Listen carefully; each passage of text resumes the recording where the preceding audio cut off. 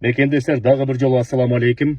Чукул кайрылуу 10 октябрдан баштап 17 октябрга чейин 2022 жылы Москва шаарында, Москва областында нелегал деген рейд жүрүп жатат.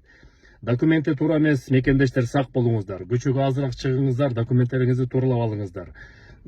Себептеген билесиңер, протоколдун негизинде эле 5000 штраф төлөп туруп, анан кийин выдворение кылып коет.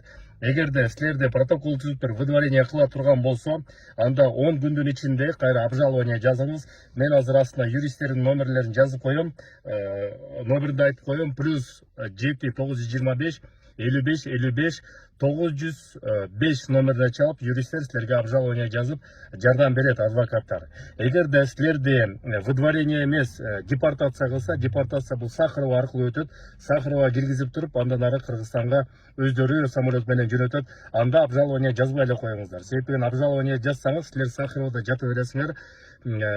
Обжалование судебный приставтар караганча, алар көңүл бурганча 2 ай, 3 ай, 4 ай, 5 айга чейин убакыт өтөт. Андан көрө эзилбей эле Кыргызстанга келип, жакшынакай мекендин учагына бөлүнүп жүрө бериңиздер.